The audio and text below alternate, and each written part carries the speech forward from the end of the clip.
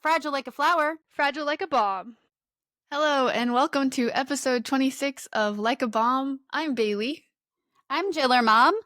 And yeah, we talk about women and history and present times and then unique situations or events from a women's point of view. So, fun Yay, thing. women. Yeah, coming from your favorite, maybe, mother-daughter duo with my now new, slightly poofier hair, and you can see my Medusa tattoo if you're watching on YouTube. Oh, yeah, and I need to reach out to the guy who did our matching tattoos. There's no way to him to have it drawn and have an appointment open when I'm there, but Maybe reach out. I need you to send me that information. I've been meaning to ask you. It's not in that top priority of things. But I'm kind of like going, well, I want it to be here, so he's got to know what kind of space he's working with because there's like other ones here. Yeah, I can give you his email. Yeah, send that And to just be like, me. hey, I want to do this. I have other things, and you can go forward from there. But it's a big one, so I don't want our time that I'm there to be me sitting there doing that. So I thought maybe I don't know when I'll have, I don't know what I'm doing I don't with my know, life. figure it out. We've got time. Yeah, so I figure we'll worry about that. And my hair's down for the first time in like forever. But Yeah, and I'm wearing a And- dress for the first time in forever. I'm wearing a Misfits shirt. Yeah, it's nice and pink and gray. It looks like your anti-flag one I got you. Yeah, this one Otherwise. I got excited because I found it on clearance somewhere, and I was like, "Ooh, I have a pair of like professional like slacks that are this color," and I was like, "I can wear it to school." And then I had a student who I also have another Misfits shirt that's just the skull and probably says Misfits too, but it's smaller. And it's black. And he said something about how the skull just like freaked him out. He's like, it's an extra scary skull. And I'm like, okay, this is too Really big for you. not. He's like, he said it's the eyes that freak him out. And I was like, ooh, so that just means that I'm going to wear as many Misfit skulls as I can on a like back-to-back basis. You just set yourself up, dude. Okay. So, yes, that's my Whereas I don't feel like I'd be comfortable wearing a Misfits shirt to work. On the Fridays, I could wear a more casual t-shirt. Yeah, I'm not really sure that anybody, I think it's probably some of my tamer outfits. So I mean, I definitely can't make the shirt of your quote of a good throw punch is a lost art to work. No, I can't wear that. I would get fired for that if I wore that to work. Yeah. Oh, I actually just read in a county very, very close to here, not my county, not where I live county, two different things. There is a county who has just made it, I don't remember what the words were, but actionable if you have a pride flag in your classroom. So I need to reach out to my boss and be like, hey, so am I going to get in trouble for all the rainbows that I have in my room? Because that's my decor. Yeah, your room is covered in unicorns and rainbows. My life. So I need to probably reach out to him and be like, hey, I saw this. Are we going to be adopting this? Should I change my decor? Because I need to get in my room now and start that. So, yeah, we'll see. We live in a world to where we already are lines down to the first they took. So if you're brown, you're being taken because you're brown. If you're trans or queer, you're up next on the chopping block and already in the process. Yeah, so I didn't even share that with anybody. I think I was in such shock to go, crap, my classroom decor. But rainbows, like I was looking at the school stuff at Michael's and looking at the school stuff at Target and everywhere else that it's all out and probably Hobby Lobby. Rainbows. And it's a lot of rainbows. I got some some of the stuff from Target for school stuff because I was trying to did stuff that holds zines, as I have a bunch of blank zines as an activity for later today for friends. Told one friend because I'm like, oh, blah, blah, blah. Try not to spoil it, leave it a surprise. And she's like, I don't know what I do. I can't draw. Bailey, what are you doing? What? Yeah, I think I would have an anxiety fit, but then again, all those coloring books that are like calming, de-stress, everybody does this. It's an adult da da da da. And I'm But like, I already have ideas, and it's just, it you can freaks do me whatever. out. But she's I like, "I can't. don't doodle." And I'm like, "Ah, you can do the foods you like at the tea party, or you can do all the people and, different fun little facts about them, or your cat or your dogs, and, Hello Kitty or something fun that she likes." Yeah, I just like it takes me so much time to plan it. Yeah. That's the fun part. They're blanks, so you can easily Yeah. go make a nicer one. Yeah. I'm So just it's a rough draft, I and think it's it's just cute. a piece of printer paper. I think it's cute. Yeah, we'll see how that goes. How many people refuse to do it? Well, I think it would be fun. Do you have stickers that maybe people could use stickers for? Add I stickers? didn't buy any because I didn't know what people would want. Yeah. Well, I just have like a huge number of stickers, like an insane amount of stickers. Don't. Okay, well, I do, but I don't want to give them to other people because I No. only have one copy of them, kind of deal. Yeah. But yeah, because I'm also a teacher. So that explains my excuse to buy stickers. Oh, wow. When I'm organizing things in this house, I have so many things of like Post-it notes and pens. I mean, a lot of the pens most of the pens I have are black, so yeah, it's boring to have a I mean, black I pen. have a lot too. I was going through stuff, and then of course I bought some stuff because I went to Five Below because I was going through different things to try and get like cute cups, but necessarily not expensive teacups for Yeah, everyone, so they had their own to bring home. Because there's 7 of us total, and my brain went blank. I found cute little pens. It's like the multicolored click pens. yeah, So they have 4 colors to pick from instead of having like a mass of pens and people fighting over what color or yeah, anything. And so yeah. it's just like, here, you have your own little pen to take home that has a silly little fruit on top. Aw, I think that's cute. Yeah. Yeah, I have organized. You have your giant craft room. I have my office, which is my everything room, my little reading corner, my computer, gaming, and then crafts are everywhere. You can kind of see it if it's bigger on YouTube. It's some of the stuff. Yeah, I'm in the boys' bedroom, spare bedroom, boys' bedroom, which I don't think you can see Brody no, yet. where is he's gone again, I think. I don't see him. I think he's just like, "Ugh, mom, it's my day-long nap time. Ugh. Get How out of my rude. room." Yeah, I'm in their room, crashing their room because I moved my desk in here so that I can have a more relaxed space in my bedroom. Yes, because you shouldn't have things in your bedroom, really. And the house is tiny space. Yeah, so the bedrooms upstairs are not that big. But I think they're bigger than it might be. No, they're probably about the same size of room I had when I was growing up. But I also had Oh. a twin bed, so yeah. Yeah, and I had a twin bed up until I got my first apartment. Yeah, so it's. So don't judge my decor. That is the coverings for the boys. I actually have very nice comforters. Yeah, you don't want just the orange and black everywhere. Yeah, so because they are very hairy. Yeah, you ready to Oh, talk into stories? Oh, real quick, I meant to text you and your sister this yesterday. We have to figure out cameras to set up in this house because they have been extra scared this like last week. poor baby. And looking like they are looking at things that they're both looking at that I can't see anything. They're Maybe it's searching for because it was something. Mister's death date and he was like, I'm coming back and hang out. I don't know, And but then they're like, who are you? We've never met you. yeah, I don't know.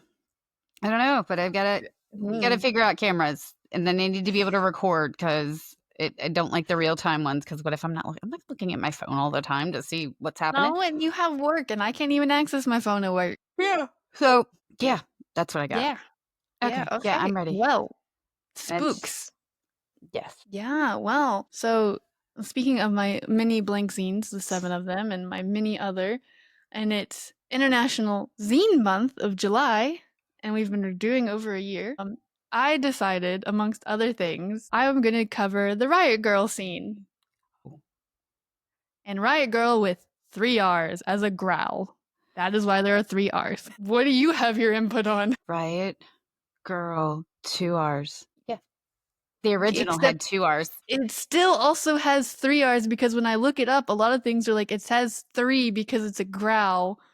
So I guess you could just do whatever, but yeah, you could do Riot Grrrl on your fists. Yeah, that's how it used to be tattooed there. So the old school is 2 R's. That's funny. Well, still, even in the 90s, it's still 3 R's, so it's just varied on people's cover of it. But yes, the Riot Grrrl scene was from the early to mid Ah. 90s. It kind of really faded out later on throughout the 90s. So you may be, I don't know how much you're aware of it. What was I doing in the 90s? You were in high school, I was in high school. but how much did you make your own little zines and things? I didn't. Did you have any of them? So my friend, who is now, I think, a producer, productions for death metal, and stuff, he's back in New York. He's been back in New York for what feels like forever now. Didn't he make zines? Yes, because I think I They're have. super easy to make. No, like we're talking like full. I know, but they're still easy to make because Yeah. I've been looking into making like bigger zines, not just the little mini 8-page ones. I want to say he was making them in high school, but maybe it was after high school. Either way, high school and after high school, there was still the 90s. Yes. I wonder where they are. Now I'm trying to think. But yes, I know about zines because Yeah, I know you know about zines. yes. But yes, for those of you listening and don't know what a zine is, not just because you're a middle schooler of my mom or whatever, zines, reference here, I made a cute little one of my period tracker, Shark Week, because I thought it would be cute, because Roe v. Wade. Zine is not a magazine. It is its own thing. It's self-published and can be whatever you want. Like the examples I mentioned earlier. I have my period tracker. That's my the perzine. Like it's personal. Or you have a fanzine. Like we're gonna talk about a lot in Riot Grrrl, where you're a fan of this band or this artist or actor or comic or TV show, and you write about that. Or you can make your own little comic and put poetry in it or whatever. It's literally whatever you want. You can do the 8-page little mini zine like I have, which is from one piece of paper. You can make it bigger and more like a magazine looking. The whole thing is it's just self-published. It's whatever you want. It's your art. It's not capitalized and commercialized, but you can sell them. There's Zine Fest and everything. And currently my hyper focused, and once again, it's International Zine Month. It's July. So I decided I would cover Riot Grrrl, and obviously, Mom put in whatever inputs you have in the process. It's funny because I've been putting that off because your focus is on the zine part of it. Yes, but also the Riot Grrrl scene. I don't have a lot, but I'm going to talk into some of the major bands like Bikini Kill. Yeah. And it was on my list to do, but I wanted to read, there was a book that came out in the last couple years. I wanted to read the book before I did it. And that's just because I grew up in that time. So I think I felt like if I spoke about it, I need it to be extra informed to make sure, because I am representing the generation that brought all this about. Yeah, you were a teenager then. Yeah. So which is funny because what really, I mean, I already knew about it, but brought it really more into my attention more is there's a video game, The Lost Records Bloom and Rage. Similar to Life is Strange, if you know that. And I played it and I loved it. And it's based in summer of 95. Oh, yeah, I remember you telling me about that. Yeah, and one of the characters is super into the Riot Grrrl scene, won tickets to go see Bikini Kill and everything and whatnot. So it's just it's a video game, but it's still interesting seeing how much, they're incorporating to a time where very much I'm not alive, but you're a teenager like them. Yeah, I was very much alive. Yes, I would hope so, as you're my mom. Yeah, it was an interesting time. So I don't have a lot of in-depth articles. There is someone in the Zine Discord I'm in that I didn't reach out to yet that literally does research on the Riot Grrrl scene. They have an Instagram. I can find it later maybe, post it on our Instagram, tag them, I don't know. But you can learn more in depth. So the best article I found was on historylink.org of just kind of an overview of Riot Grrrl. And so the summary at the top, here we go, is Olympia, Washington found itself on the feminist map in the 90s when it gave birth to Riot Grrrl. 3 R's. A cultural and political movement started by women fed up with sexism in the punk music scene. Riot Grrrl groups created their own music and self-published fanzines. As I mentioned, a zine that you're a fan of, like a band or something, like Bikini Kill, or where's the other one? I can't remember. Bratmobile and Heavens to Betsy are, the top 3 mentioned here. And so they made these fanzines to express their views on gender inequality, sexual identity, domestic violence, female empowerment, and much more. Nurtured by the creative artistic scene and progressive politics at the Evergreen State College, Riot Grrrl jumped from Olympia to Washington, D.C., and then spread across the nation into England. A pivotal movement was in 1991 Girl Night, a kickoff concert for the 6-day International Pop Underground Convention, in which some of the most iconic Riot Grrrl groups performed, including Bikini Kill, Bratmobile, and Heavens to Betsy. Although the movement lasted less than a decade, Riot Grrrl cleared a new path for women rock, inspiring the next generation to carve out its own cultural and artistic space. So, the Riot Grrrl movement has its origins in Olympia, as mentioned, and it was a small city in Washington. Brain fart. In Washington, the 1990 census reported just under 34,000 residents. And the state capital was known for its thriving artistic scene, enhanced by its proximity to the free-thinking, left-leaning academic community at the Evergreen State College.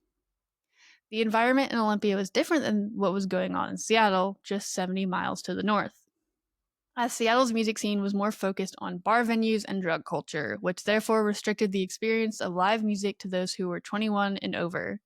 A special atmosphere, spirit, and attitude was created within the Olympian music scene, fostering upbeat, all-ages community shows. The term Riot Grrrl was said to come from a group of women students in the Northwest who were tired of rampant sexism in the punk music scene. They wanted to start a riot girl riot against a society in which they felt marginalized, unappreciated, and without a voice. The 3 repeating R's suggested the growling ferocity of a wild animal, thus 3 R's. It was girl power at its most brash and unfiltered, and this has its own sources in it, and that was from Girl Power. And so at the same time, a similar revolution was playing out in Washington, D.C., where women were organizing discussion groups around sexism and discrimination and self-publishing photocopied magazines called fanzines, or simply zines. And created a decade before social media, these fanzines became places where women could vent their anger and explore issues important to them. These consisted of stories and first-hand accounts of experiences with trigger warnings of domestic abuse, eating disorders, discrimination, homophobia, racism, and more. They served as a platform in which Riot Grrrls could share their ideas, thoughts, and lived experience with one another. The phrase girl power circulated through these zines before pop culture appropriated it. The DIY makeshift publications played a seminal role in the movement. In an age almost completely devoid of social media, acted as a vehicle for mass communication. And at the movement's core was the belief that women need to carve out a cultural space for themselves. As Washington, D.C. punk photographer Sharon Chelslow explained, a lot of the women and girls involved in the punk scene started to notice all these different ways that the punk scene was paralleling mainstream society. So we had all these ideas of how we were going to change society.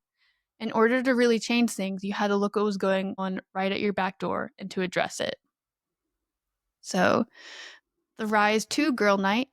In the early 1980s, Calvin Johnson, born in 1962 in Olympia, founded K Records, an independent label to showcase underground artists. In 1987, the company began issuing a series of single releases on cassettes called the International Pop Underground. This eventually gave rise to a 6-day International Pop Underground IPU convention held in August 1991 and sponsored by K Records.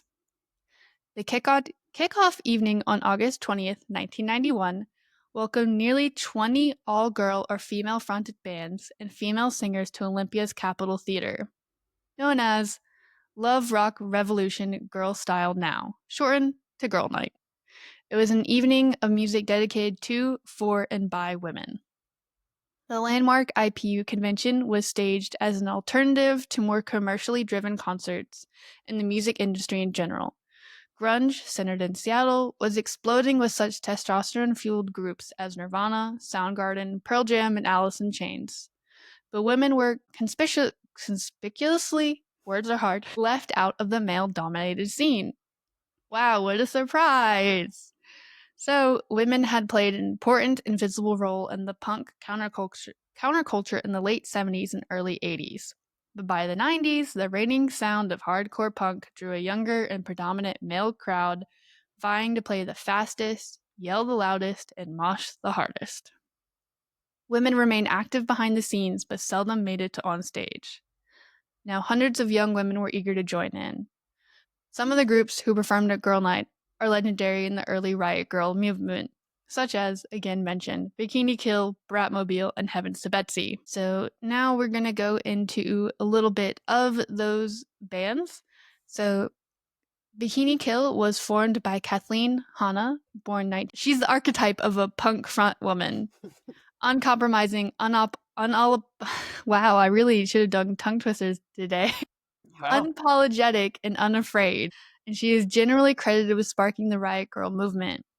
She was born in Portland, Oregon, and Hannah relocated with her family to Maryland when she was a toddler. After her parents' divorce, she moved back to Portland to attend high school and then went to Evergreen State College in Olympia. She formed Bikini Kill in 1991 with Toby Vale, Kathy Wilcox, and Billy Karen.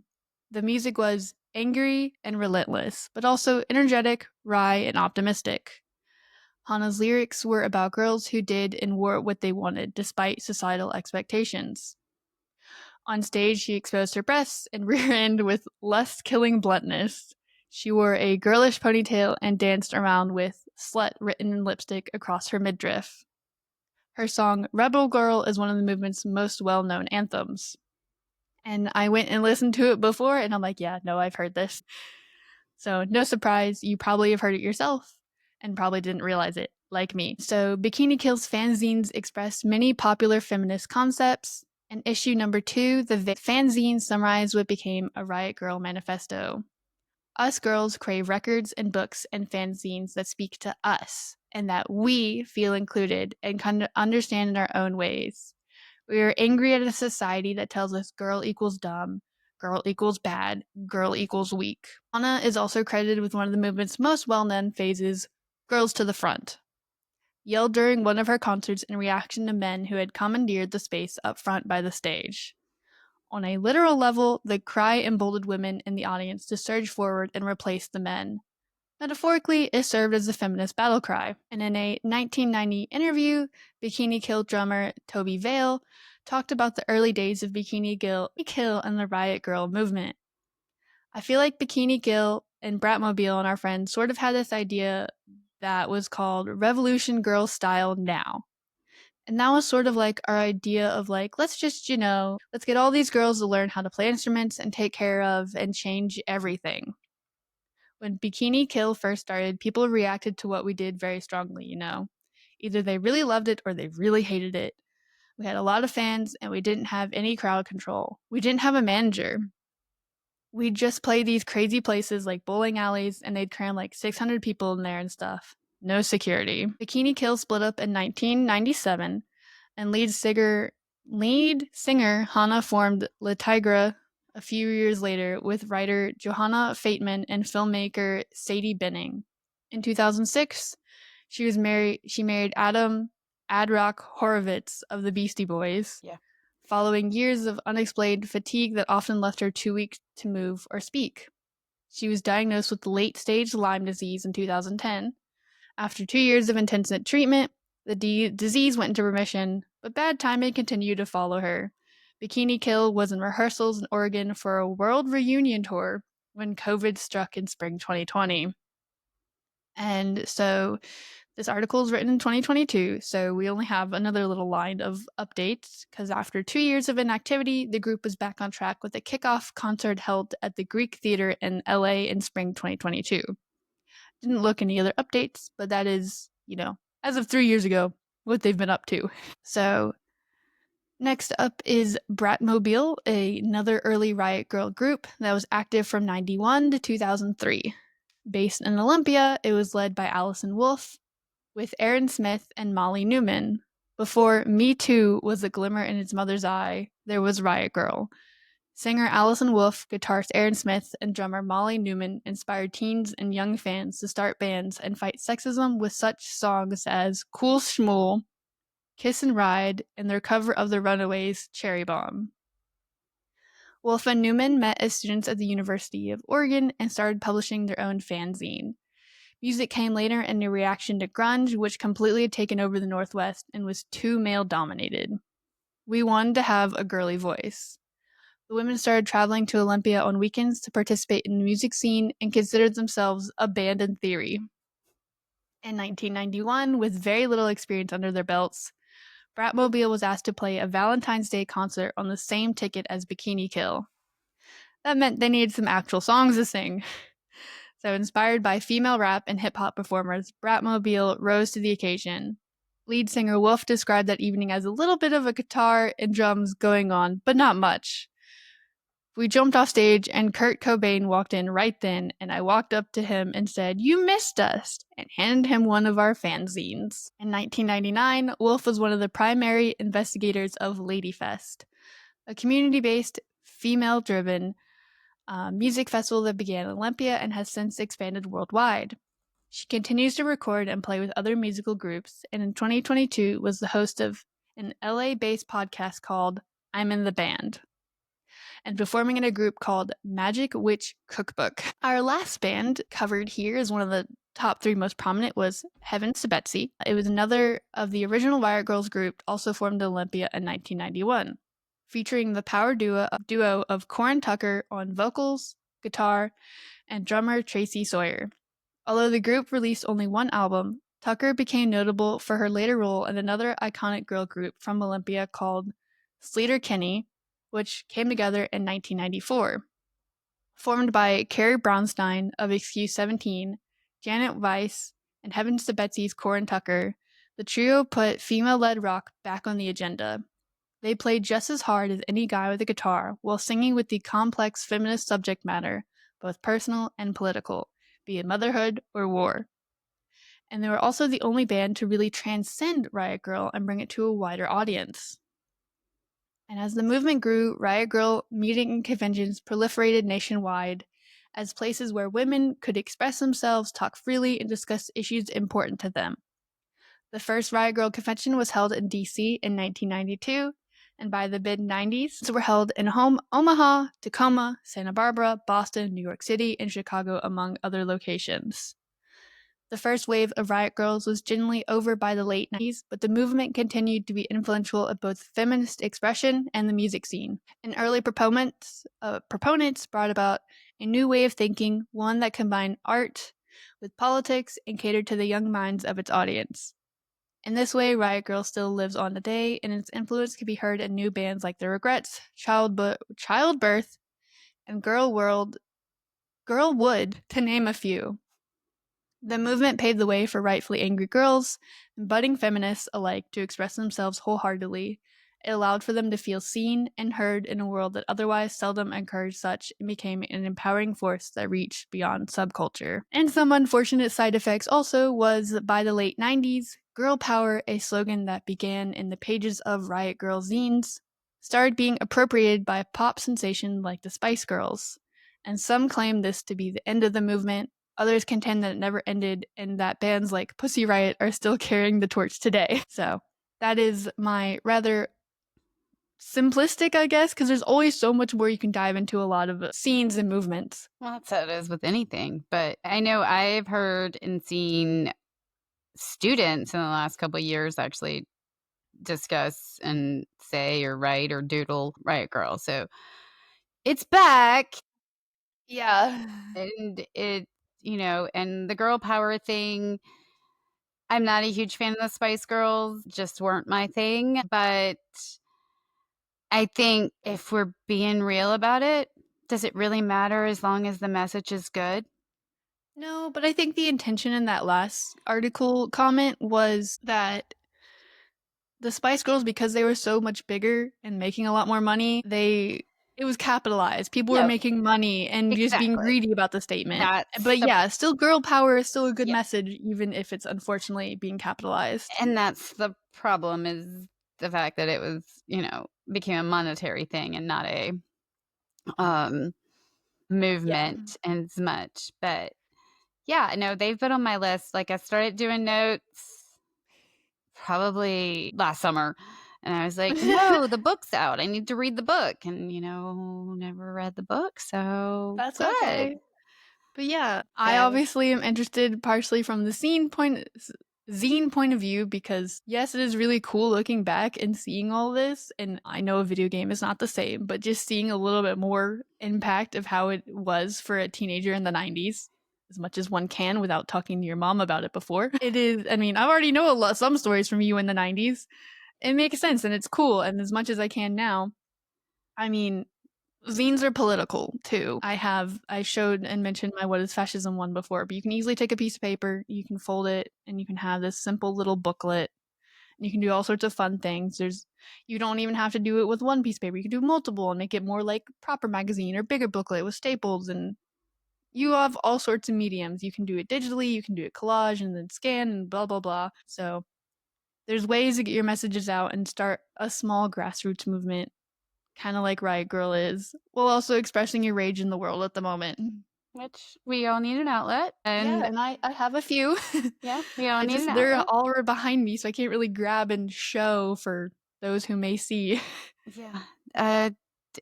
I just thought the funniest thing you said was when you were saying stuff about getting the zines out there because it was getting their message out there because it was like a decade before social media. And I was like, no, that was like decades before. Nope. I know, but Nope. apparently, no, it's Nope. considered just only a decade because because when did all of like MySpace and AOL and stuff start? I don't even know, but I know it's early 2000s. this is early 2000s. Exactly, which is weird to think about, only a decade before. Yep. No, early 2000s, which is in the early 2000s, I had children. In the early 90s, I was in like high school. So and college if you went right after. Yeah. Which you did do some. I did for a year. But yeah, it's crazy to put that and go, no, decades. Nope. It really was just a decade.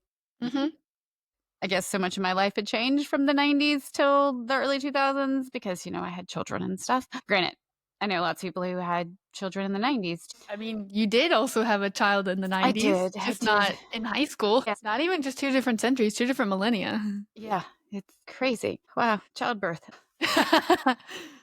Okay, well, are you ready for mine? Because mine's I have the pronunciations written down for the things, and I hope that I get them all right because I did hopefully listen you'll to be them as and write them down. tongue-tied as me and then needing water and not wanting to stop. Yeah, so I am doing Gladys wait, hold on. Pigeon. Okay, Gladys Tantaquidgeon. So it's like pigeon. The end part is like pigeon. That's actually I had to write a note to myself there. She was born in on June 15th, 1899, and passed away in November 1st, 2005. That's 106 years if you didn't do the math. Wow. That's 3 centuries. Granted, that first year of life, those 6 months of the first year of life, I don't think she knows what really happened. I would hope not, because that's crazy. Yeah, that's 3 centuries. She was born, it said, on Mohegan Hill, and it's of the Mohegan tribe in Connecticut.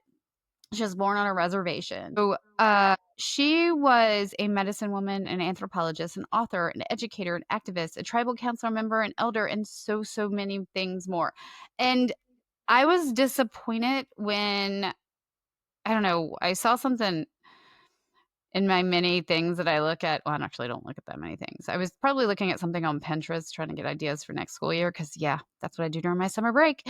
And something came up and I saw this person and it was like, oh, this sounds really cool. And then I started looking up things and there isn't that much information. The normal places I go to, like Britannica and things like that, that condense a lot of stuff and give you really great information, really. A lot of places that have normally for every person I have looked up over the last year, pretty much, there wasn't stuff. So I was very disappointed with the world out there. But her parents were John and Harriet, and they were, again, both Mohegan, which is Native American, and she was the third of 7 children. She was taught tribal spirituality, herbal medicine, and sacred practices regarding again, I am really trying, Mohegan, or the little people. They're forest spirits. And she started learning this at age 5 from what were called her tribal grandmothers, not grandparents, grandmothers. She did briefly attend grammar school and then went from grammar school to the University of Pennsylvania. I want to know what grammar school she briefly went to, because wow. That's insane. Yeah.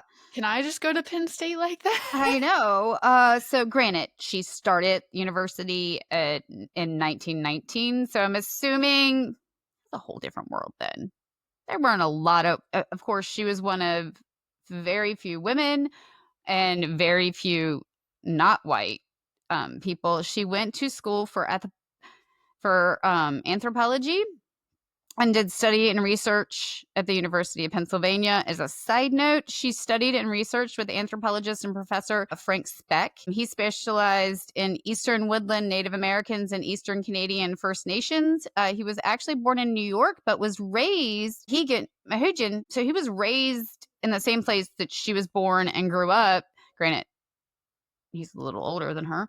And he actually learned to speak their language, which was one of the few people, because these are native languages that being forced to die off. yes, that have died off, basically. Like, I remember trying to look up tribal languages years ago. So many of them you can't even find like a legit, this is for sure the language. So while she was at the university, she dove deeper into her medicine training, which was more not pharmaceutical, like drugs, but more like medicinal uses of herbs and plants. Yeah. By researching herbal medicines from the related of Northeast coastal tribes. Her findings were published in a study of Delaware Indian medicine practice and folk beliefs, and that was published with that title in 1942. It is titled Folk Medicine of Delaware and Related Algonquin Indians, and that was published with that title in 1972 and again updated in 1995. So she took what she was taught by, tribal elders about spiritual, ritual, municipal, like all things, and by what she did for the related tribes in that area from her research. And she wrote the information. 31, which, by the way, we are in the height of the Great Depression at that point in this country. Fully fledged. People don't have things. She co-founded, I'm sorry, I don't want to mess it up.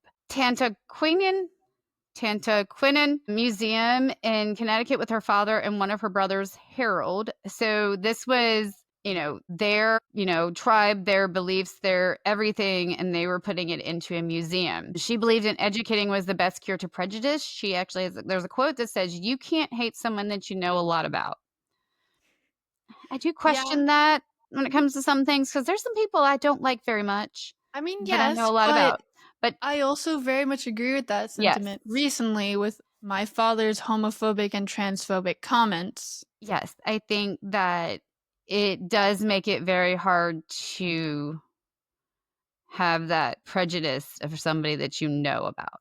And this is the oldest Native American owned and operated museum in the country. Wow. It's 1934, she was recruited to serve the Yankton Sioux Reservation, there we go, in South Dakota to promote and preserve Indian art for the Indian Affairs Bureau of the Federal Indian Arts and Crafts Board in Montana, Wyoming, North and South Dakota. This also included not just when you think arts and crafts. Well, I think that people are very limited in their idea of thoughts of arts. Art is not just what you can tangibly see. It's also a belief, a ritual, a dance, songs. Like they had a moon dance and a sun dance, and that is arts and crafts. It seems very demeaning the way it's said, but it isn't art. I Yeah, and think there's also just there's some tribes with the way they would pierce themselves or everything has a others, and then meaning. other cultures throughout the world where, the Maori, where they tattoo their face and things, and that's part of their cultural the arts, not Yeah, arts it's derogatorily, it's just arts, good things. yes, yes. So And this expanded her academic research in the field that she had already done field work with the Northeastern tribes throughout her government work during the Indian Reorganization Act in 1934. She also helped with educational, economical development of the tribes. So she had actually, while she was in college, not only did she focus on like where she's from, those related tribes in the northeastern, she also actually did field work and research while in college of the Northwest. I just lost it. So, and a couple of things that says that she was like a social worker for the Federal Indian Bureau. I think she didn't like become a social worker. Like that's a degree.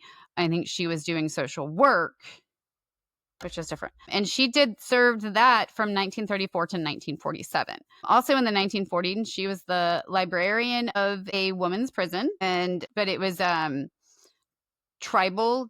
She tried to help with the tribal parts, but being that she's seen things that she felt like she could relate. She was also the full-time curator for the museum that she opened with her brother and father. She has honorary doctorates from the University of Connecticut. She got that in 87, and also from Yale in 94. In 1994, Mohegan federal recognition. She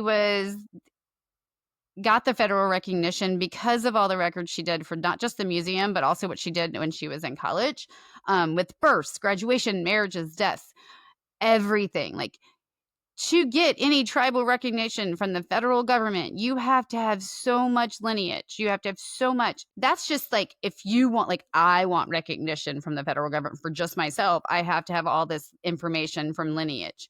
If you want to get it for a tribe, like, think about how much information you need to have for all of those people. Like, I can't even imagine.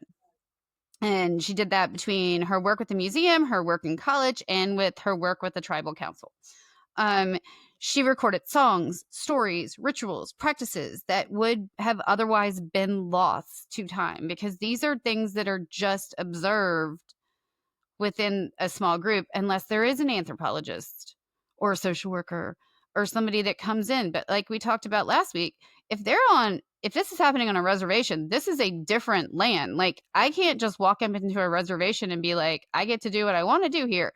I'm not technically on American soil. Like, it's a little different. Like, it's their own They're their own sovereignty. nations. Yeah, their own sovereign nation. So you have to, it is a very different thing that people need to understand. And not saying that everything she did was on a reservation, but it's its own world. So if you have this tiny little world where nobody from the outside really sees it, and people stop using, like, they have to stop using the language because they have to be able to speak the language of the outside world, then all of that stuff's going to die. And we would lose that. And that it would be sad. And that is not okay. As of 2024, the Mohegan population was only 2,400 people. That's really depressing. So, and it could be for many reasons. I mean, there's also the people who may just not choose claim it. I don't know. Yeah. There's probably stigma that doesn't help, and then the whole trying to eugenics of like water down the blood and blood quantum and other, dangerous things. And yeah. I mean, and you shouldn't have to fall in love with and have children with somebody based on their genetics, just to keep something going. Also, people just are choosing not to have kids. We have to keep that in mind, that is becoming more and more of a trend. But also the fact that we've just wiped out almost all of the indigenous population, and how there's so few of them, and how much their culture has been destroyed by European colonizers.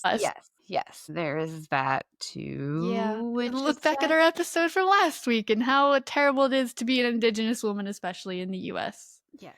So there's not that much more information. Like, usually with the people I pick, even the smaller people who are less known, there's way more. I mean, there's articles. Like, she's gotten in the Hall of Fame for the state of Connecticut. Like, and I know Connecticut's not a big state, but it's also not. I feel like all that she did, she went from grammar school to college. I feel like that alone deserves like a website.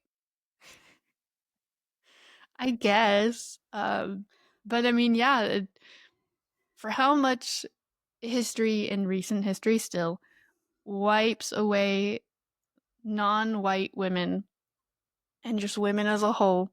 It's nice seeing that we have something about her and how much she's done in her life the whole 106 years. I know. I know. I'm just like, I saw when she was born, and I was like, okay, again, one of my grandfathers was born in like 1904, 1905. We don't know for sure. I know how old he was supposedly when he died, and I know how old I was when he died, so I can like kind of get an idea, but there's still multiple different records. So, he was only a few years old when she was born, and he died when I was in high school. And she passed away when both of y'all were alive. Yep. And it's like, wow. So that's a long life and she dedicated it to basically just recording and continuing and making sure that there was like records of things. And I know that everybody's like, so what? Somebody else could have told them. No, again, these things are dying. There's And records were languages. not good back then, Again, don't know when my especially grandfather was again, they're born. trying to erase the indigenous people Yeah, while forcing them to go to schools to whitewash them. And then you have to jump through so many hoops to have your tribe recognized by the US government as its own tribal nation. Because I've been watching more Crash Course, example of last time with First Nations. The amount of tribes that are recognized as a sovereign nation does not match the amount of tribes that are here in the US and Canada that absolutely still not. are around. Yes. And that is a thing. And it takes a lot of paperwork. But I could go and say, I am, what am I, Irish, I think, and say that. And I'm sure the federal government would be, okay, you said you were Irish? We believe you. And I could probably even say I was from Limerick, Ireland. There is actually a place called Limerick Island, Ireland, Yes, which there is. and they probably would let me be like, oh, you want to say that? Okay, you're a white woman. We're going to believe you. And that would be that, and the thing is, most record keeping before my grandparents, because again, my grandfather died when he was 89. I was 17 and still don't know for sure what year he was born. According to records, there aren't records for a lot of things. And if you are living in a not US, but a reservation, which granted, you have to have been identified to have a reservation because they're not going to give you land if they don't identify you as something. That makes it tricky. There's no records. There are no records. So you can't prove something if there are no records. And that makes it sad because there should be records for everybody to be able to look back and say, like, I'm sad that nobody in my family apparently wants to admit that I am, from the British Isles, and nobody has any stories. I would love to hear those stories, but nobody.